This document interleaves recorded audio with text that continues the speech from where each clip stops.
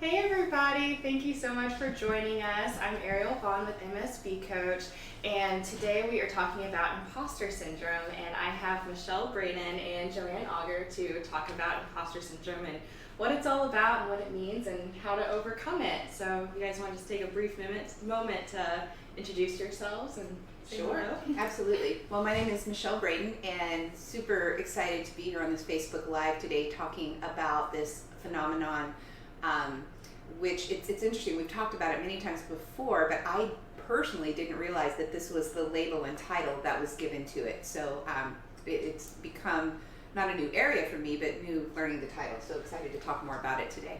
Awesome. And I'm JoAnn Auger. I am part of MSB. And yes, to Michelle's point, I thought I knew what imposter syndrome was. I just didn't realize I had the wrong label for it. And so yeah, I'm looking forward to talking about it today. Well, I'm kind of curious now of what you guys called imposter syndrome before you knew it was called imposter syndrome, and also what is imposter syndrome to start off with. So, Well, I know for me, I just really labeled it in the sense of a person not being able to own their own confidence in their successes and what they've accomplished. Mm-hmm. What about you, JoAnn? I didn't really give it a title. Well, I actually said I was just faking it. Yeah. And we almost encourage people. It Yeah. makes me think of that whole thing of where we're like, park your emotions at the door. Yeah. Like, remember we taught that in the 80s, and we now know, like, we bring our whole selves to work. We just got to learn how to be emotionally intelligent to manage that. Well, how much is that fake it till you make it? It does not lend to imposter syndrome. Right. Yeah. And we'll talk more about that We in a will, few yeah. minutes. yeah. So defining it, I'm curious, JoAnn, what are your thoughts as far as how, I know we've got all of the psychological terminology around it from the research that we've done, but how would you sum it up? For me, I would say it is having self-doubt and lack of confidence, even when I was being successful. Even when I would leave an event or walk out of the room, they're like, "Man, you did a really good job," offering up an excuse like, "Oh yeah, well, just luck," that kind of thing. So I think the definition, which we can give a formal one, but for me, it's definitely the self-doubt and the lack of confidence. Yeah. And who I am and what I can do. Yeah. And that whole thing of despite what one has accomplished, whether it's educationally, professionally, personally, but no matter what accomplishments a person has made, still that sense of I'm not good enough, I'm not worthy enough, I'm a fraud, people are going to find me out, I don't belong here. So that sense that goes on inside, even if it looks good out here, what's really going on, what a person's fighting on the inside. Right. Wow. Well, just you all talking about like what is imposter syndrome. Like, I know I've definitely experienced some of those feelings, but who experiences that? I mean, Yeah. to me, it's everyone. But what would you all say? Well, it's interesting because I don't know. Statistically, everyone doesn't experience it. Now, I guess we could ask if at some point in life does everyone experience it, but they just don't know how to label it or what to call it. But I agree with you. I can't imagine that everyone hasn't at some point felt a small element of this, but some people it becomes so big that it begins to take over their life, and we're going to talk about the symptoms that it causes when that happens. But one of the things that I found from our research most interesting is that it's typically already very successful people who experience this. And we do know that now the scales, it's men and women both who experience this, but there is a slight tipping more of females experieing this than males. I think the interesting thing that I found in the research, it starts very young. Really? You would think, maybe entering the workforce, you may have that, but it starts at a very young age, which was concerning to me. And part of the messages that I look back that I sent my daughter, who is now an adult, and it's like, I probably didn't help with that. And it wasn't because I was trying, I was trying to help, but even some of those things that we say as parents to our children can help create that. Could you give an example? I'm curious. What do you think are some examples of things that we unintentionally do that might cause the seed of this? One of the things that really spoke to me is that, I was during the age of where I was not always just talking to my daughter about her looks, because, we know that people, for women, they think it has to be about their looks, and that wasn't. So I was okay with that. We didn't talk about the looks. But one of the things that I would often say to my daughter is like, "You're so smart." And she is. And you think, well, that's a statement of truth, but it's how she receives it. I remember distinctly one time that she came home and I could tell something was wrong. Finally, she told me she had failed a test. And her words were, "Maybe I'm not as smart as you think I am." Wow. And so therefore, maybe I'm not as smart as I think I am, which right. then plays into Right. this imposter So syndrome. I have to pretend I am, even though maybe I'm not. Yeah. And hide this from you, not let you know. Right. Wow. So that fear of failure, which we know is also an element of imposter syndrome. Yeah, definitely.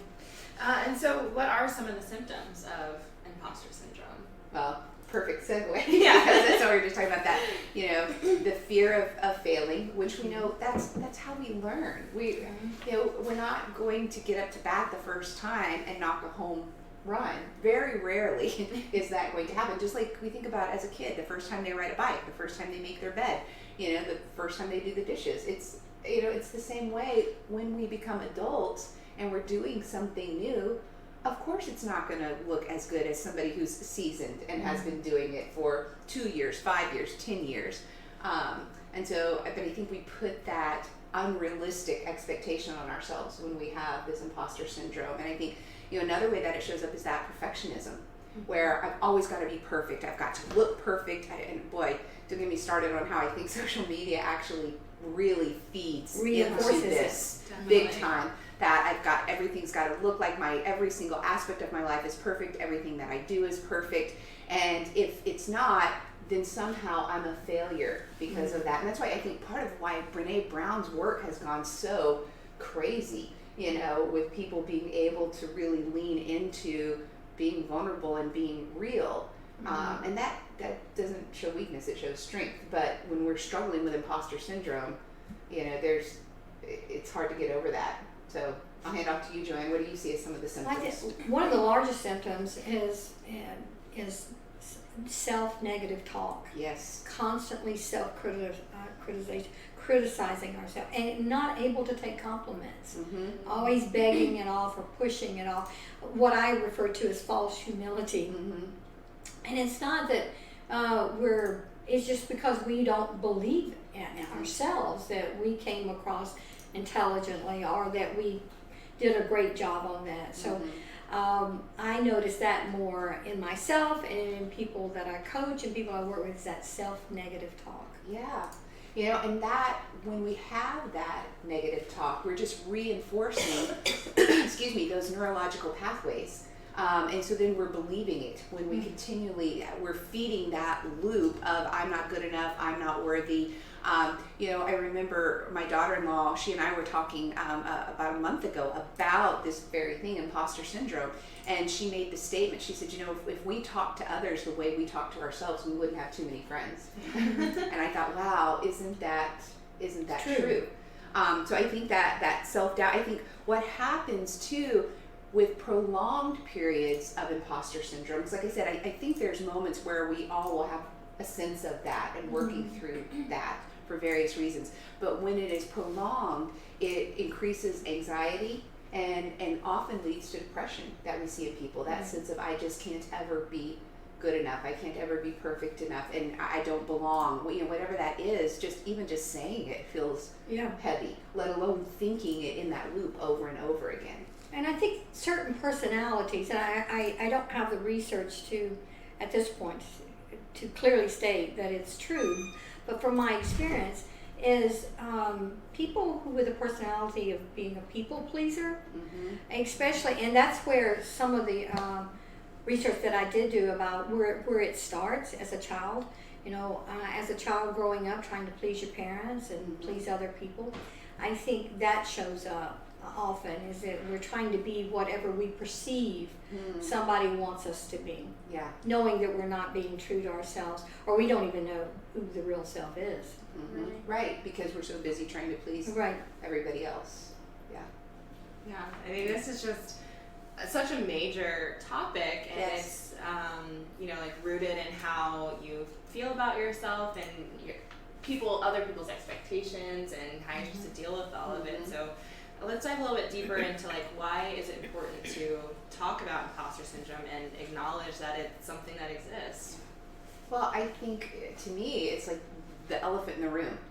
So many times there's something there, but we don't talk about it. It's suffocating us, and we're just moving all around it rather than talking about it. So I think getting it out in the open, having conversations about it, not internalizing it, and recognizing that there's actually some normalcy around these feelings, and we want to work to move beyond them. We don't want to stay there. I think too many people keep it all inside, and that's what perpetuates the anxiety and ultimately, the stress, and that often leads to depression.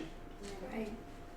I think too, we raised a generation or two of kids of using the word "you're so special," and I think that helping, it's like, what does that really mean, and how do people interpret that? Because when you tell someone they're special, then they think they've got to be doing special things, and everything they do has to be different or above the rest. So removing that stigma is like, you know what? It's okay to be normal.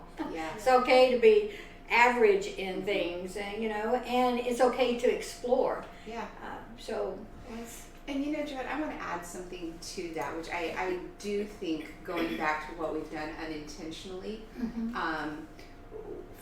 that has led to imposter syndrome in ourselves and our kids. But I think about how we say you can do anything, you can accomplish anything, and the truth is that's not true. Absolutely. or you could kill yourself. And a perfect example of that is I'm not musically inclined. So I may want to play the guitar, and I can take guitar lessons, and I can it makes me think of Gallup Strengths Finder.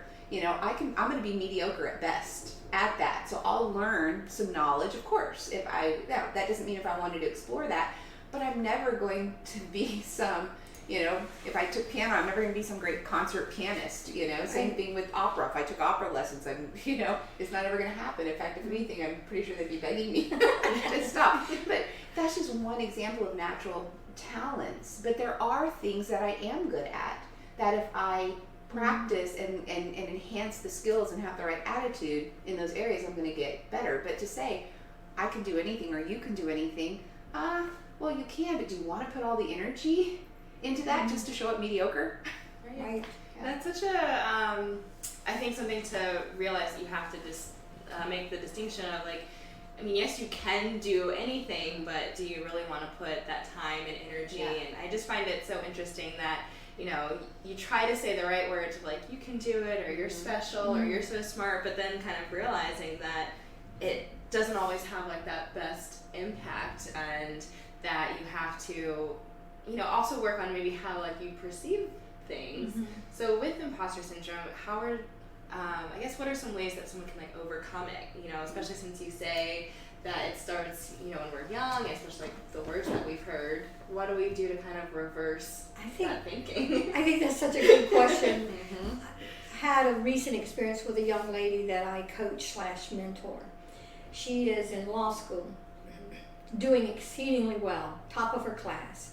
And recently, she decided to apply for this grant, and it was extra. She was finishing finals, but she wanted to do this because the reward was going to be pretty substantial. And so she decided, well, I'm going to try this. I'm going to, I may not. And it was she had to write almost like a dissertation on a particular topic. And she did it. And she won out of hundreds of applications or dissertations throughout the country. So when she called me to tell me. I was like, it was very exciting, and the money was very timely for her. But later when we were talking about how she was going to celebrate, because that was one of the things, well, how do you want to celebrate this? We were also, I said, so, I'm sure you're getting a lot of congratulations from all your friends. And she said, yeah. And she said, it's a little disappointing. And I said, disappointing? She said, yeah. She said, I worked really hard on this. And most of my friends said, well, that figures, of course you did. And it deflated her. That's interesting. Yeah. Yes. Really interesting. And she said, they think I'm just naturally smart. And I had to work hard for this. And she said, I stayed up for 36 hours to finish this. And she said, I said, so what would have sounded like congratulations? And she said, if someone just would have recognized my hard work and that I'm not just naturally smart. And she says, in fact, that is what drives my perfectionism. It's because I think everybody thinks I am so smart and that it comes easy. And she says, it doesn't come easy. Wow, that is a really, really good point. So I think for us to maybe even communicate that to others. So if they say, well, of course you did, you're so smart, to say, well, wait a second. So you asked the question, Ariel, what are some things that we can do? Yeah. So to acknowledge, hey, this didn't come easy. And if I am smart, it's because I killed myself to be smart, metaphorically. I think too, Ariel, some other things that we can do, going back to that thought loop in our head. So instead of when we catch ourselves in that negative thought loop, to be very intentional. So this is where we have to practice that conscious competence and be very intentional to stop those thoughts and to add a yes and. Yes, that may have happened. And here's what I'll do differently if something didn't turn out the way we wanted, or if something was fabulous. Yes, it was, and I worked really hard at that. We've actually had our clients make a list. What's your top 5 or 10 things that you're really proud of, and put that on sticky notes around so that you see that, so that you are reminding your brain on a very regular basis of the accomplishments that you've had, and then update that list. Keep it running. But that's why I say don't just put it on the computer, because if you put it on the computer, that file is gone. But if you put some sticky notes around, put it down on the visor of your car, put it in your file cabinet, put it in places where ping, it just triggers the brain throughout the day. But being intentional about that, having conversations like we're having right now, in a safe place with someone that, hey, this is what I'm struggling with this. Rather than that always needing to show up so perfect. Let's just have some, no, that doesn't mean we're going to have these conversations with everybody, but where can you have some real, safe, meaningful conversations about this? And to your point of how those of us that may be contributing to somebody's imposter syndrome is this, I think this is where coaching really comes in. Is because I try really hard when someone says they've accomplished something or did something. I say, wow, how do you want to celebrate? Or what was the hardest part of this? Or what did you take away from this? Well, what did that take? And I think allowing them to share with you, that, it was really hard. And acknowledging that, man, it had to be hard. And oftentimes when people will say things, especially if you think they're smart and they've got to go, it's like, if it was hard for you, it would be impossible for me, and you put the focus back on yourself. Is acknowledge them and say, wow, you did work really hard. So I think you should be proud of yourself. You should be pleased. Yes. And I'm just thinking, like, for her, like, she was disappointed that people just kind of expected her to get it. It just kind of made me think of that. I liked that she wanted people to know that she worked hard for it. There's a lot of times, someone's like, oh, good job, like, I knew you would do it, like, then that's when you kind of can go back to the, like, I just got lucky or whatever, but really acknowledging, like, no, I did put in a lot of effort, I worked really hard. So I was still very appreciative. Yeah. And I did work really, really hard. Definitely. Yeah. So that doesn't mean we take away not being appreciative. And there's a difference between cockiness and confidence. Oh, definitely. If she put in 36 hours, she didn't get lucky. Right. That was very intentional hard work. that she did. Before we move on, Ariel, one of the other things that I wanted to add here, because this was just a conversation that I had with a client, actually just this morning, and we were talking about downplaying. And so I had asked this person, what are some of the greatest accomplishments that you've had over the last 6 months, because we've been working on some things.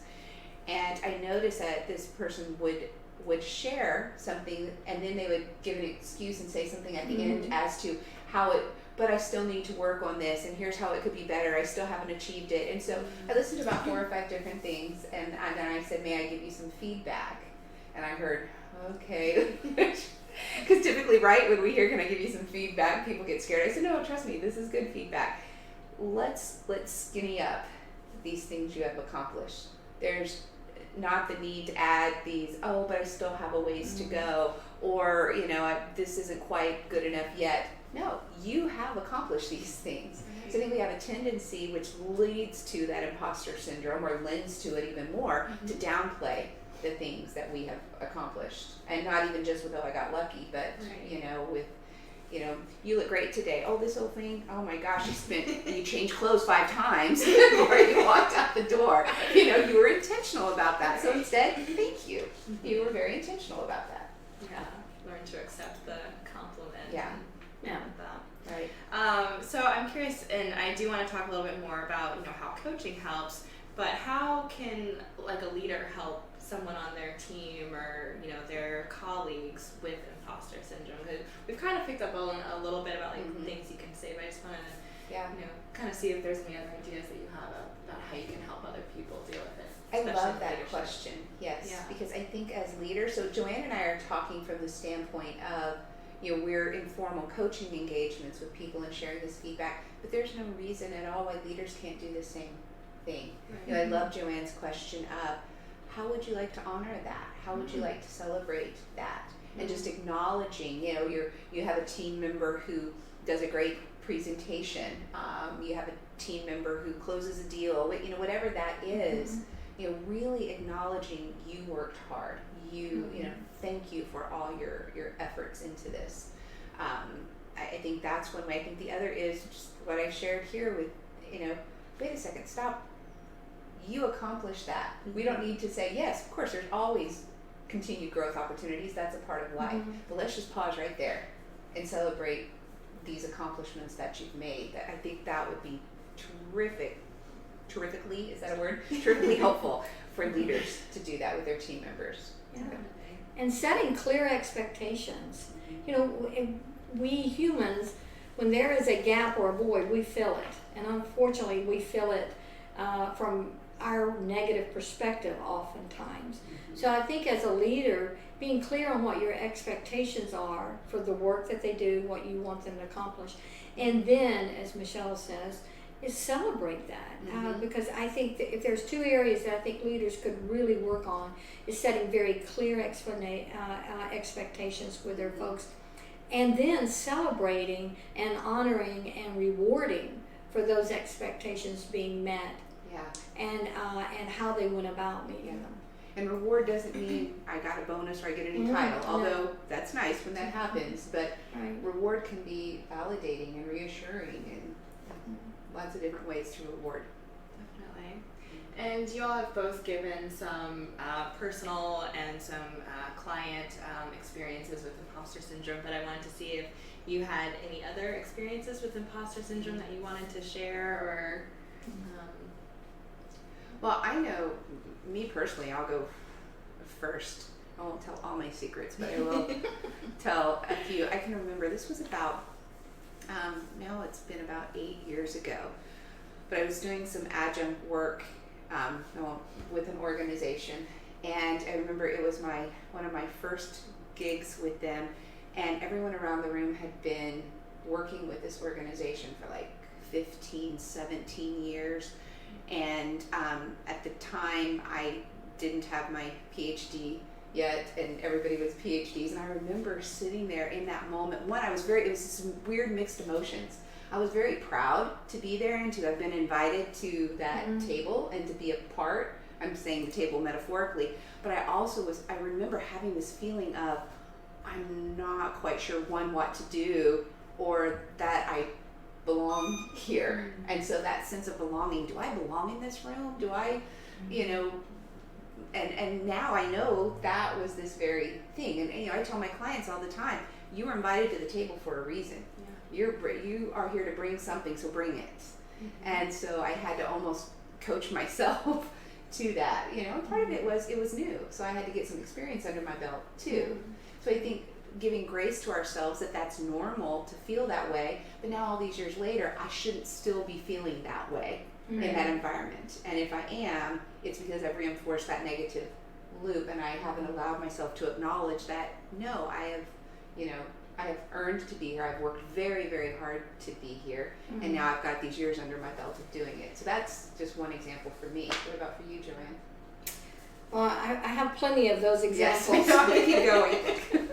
I think for me, I was brought up to be humble and to have humility, and I didn't really understand what that meant.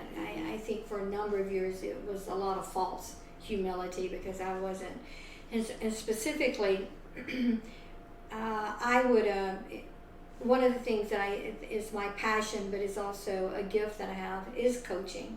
I do think there's some natural gifts that are at play. I've always been curious. I've always asked questions, but when I really pursued this as a profession, and someone say, "Wow, you know, you're really good at that," it was always this, "Oh, you know, it's just like, oh, no," you know. I'd always offer up a reason, and at the same time would walk away wondering if that person was really being honest with me. And it's like, you know, because I was taught you compliment. If you can't say anything nice, don't say anything at all. So I was used to saying nice things to people when I didn't mean a word of it. Right? That's Southern nice. That's Southern nice, right? So learning to accept a person, their compliments, and even their feedback, when it was positive. I could take negative feedback easier than I could positive feedback. Because of that feeling like, well, I'm really not that good. I didn't come from the same background, you know. I had all these reasons that people were just feeling sorry for me, you know, because, oh, you know, she came from this background or whatever. So learning to accept people from where they are, accept myself, and stop the negative talk, which we haven't talked a lot about. In a minute we'll get to, so how do we stop it, you know? But when I begin to practice that, it really helped with that. I won't say it solved it all. I still struggle with that. But I now can, when someone says, "You did a good job," I can say thank you. And secretly inside, like, I know I did. Right? I know I did a good job. I want to, just before we move on to this, add just a couple of things there that I think lend to imposter syndrome. And even knowing what I know about it, certainly don't call myself an expert, but just, you know, really having that raised awareness and working with clients, working with myself. I know just recently, and I am used to, on workshops that we do, the feedback being, you know, on a 5-point scale, somewhere between like 4.75 and 5, you know. So when you get feedback back in your averages, like I just recently got some feedback for some work that we did, and in one section of it, it was a 4.1 with how I connected with the audience. I'm so used to like getting all 5s with how I connect with the audience. And then, you know, the content was like a 4.41. And I mean, I got to tell you guys, I spent 2 days beating myself up over that. Now, it didn't matter that I've gotten tons and tons of other good feedback. Now, And probably on that same survey. yeah. But what I've had to do is, yes, there was some good valid feedback there. You know, one, we were very rushed, the time got cut short, so I was showing up frazzled, and I knew I was in the moment. I can remember even coming home and saying to my husband, he was like, "How did it go?" And I was like, so why was I surprised at the feedback?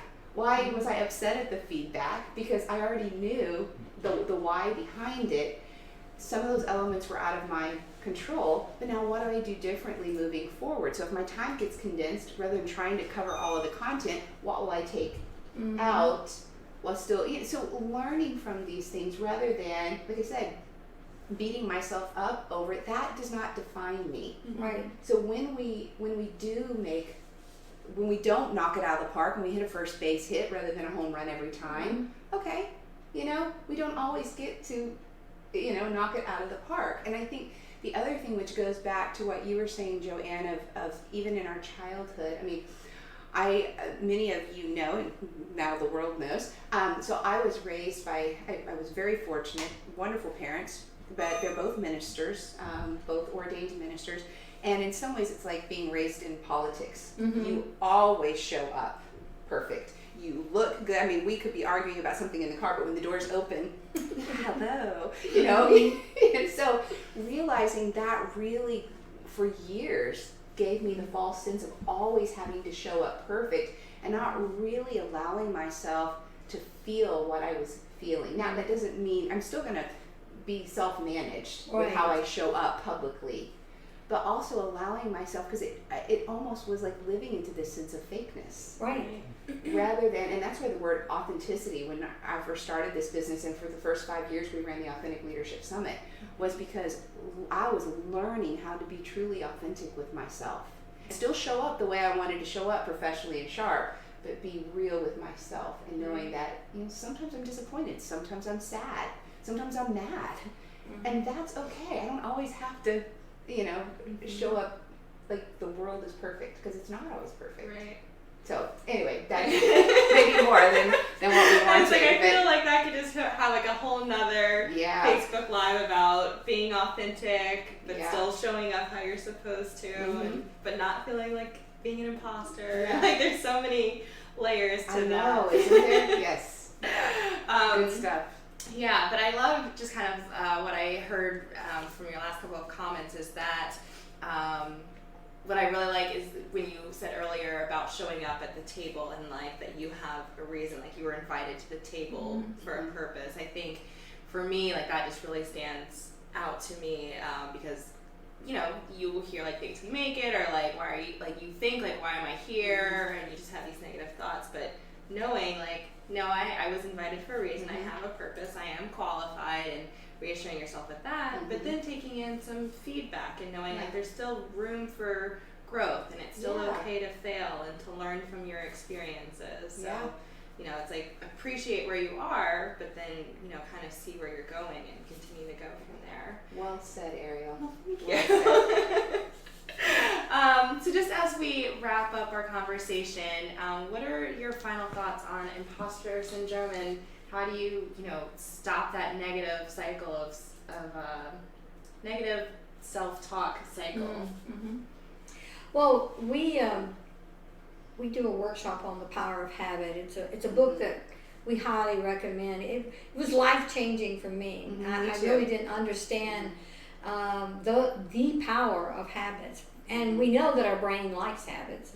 But the unfortunate thing, our brain doesn't care if the habit is a good one or a bad one. It just makes the brain more efficient.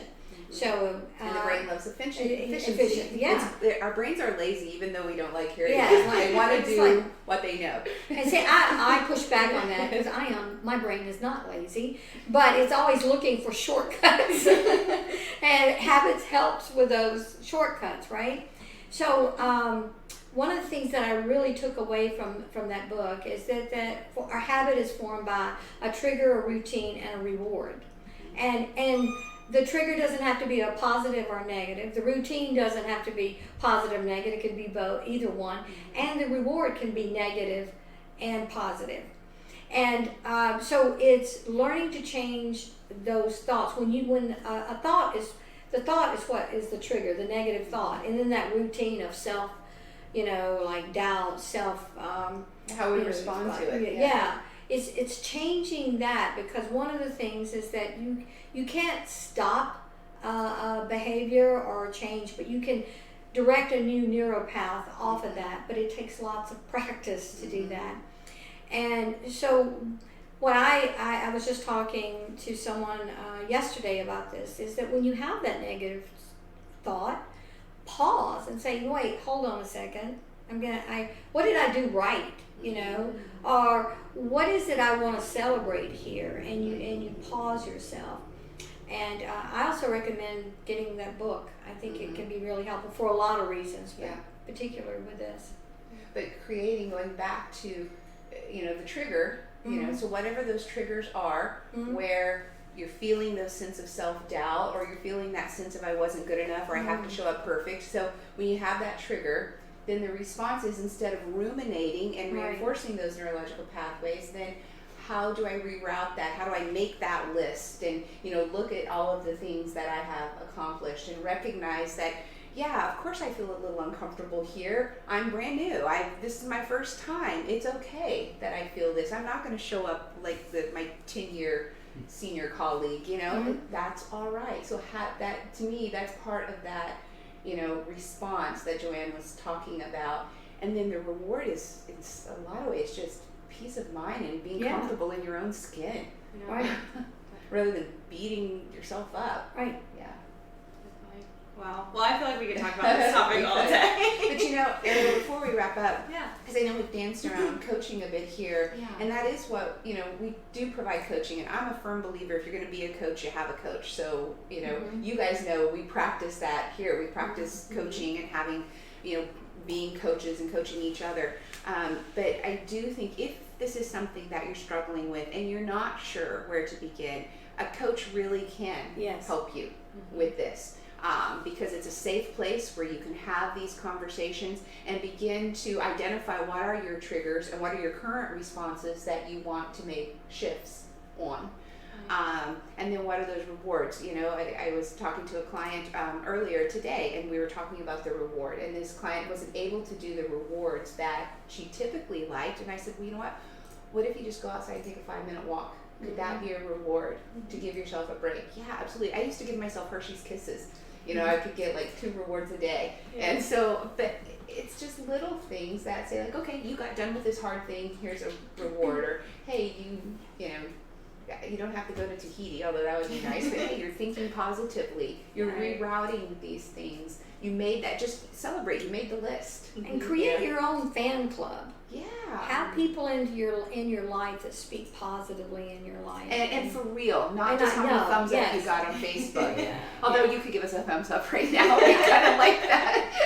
But have a real fan club. People who would, there are times between my daughter and I that she will call me because she's like, Mom, I want to tell you what I did. And I, because she knows I'll celebrate her. And but having people who really believe in you, and also you be a fan. That's right. Of other people, and be very specific with what they did well. What? Yeah, and don't take the steam out. I love what you said earlier. Don't, oh, well, I know I would have never been able to do that. Well, you just unintentionally took the steam away from the other person. Right. Yeah. Good stuff. Thanks, Ariel, for facilitating this. And I know you probably had a lot of things to say. You guys shared a lot of helpful and useful information. And as Michelle mentioned, coaching helps with imposter syndrome. And then Michelle and JoAnn actually just facilitated a workshop on imposter syndrome a couple weeks ago. So we do coaching and training. So please contact us.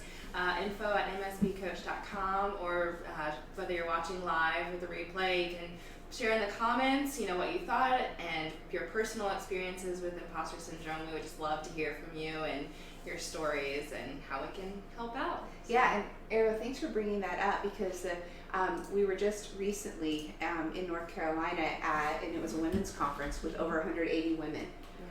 Facilitating a conversation around this discussion, and it was really meaningful and powerful. So, if you have opportunities that you would like to, start a conversation with us about, we would, not just for coaching, but for working with your groups and your organizations, we would welcome that. So, thanks for remembering that. Yeah, of course. All right, happy summer now. I guess we're about to move into summer, everybody. June's approaching. That's right. It is. All right, take care. Have a great day. Bye, everyone.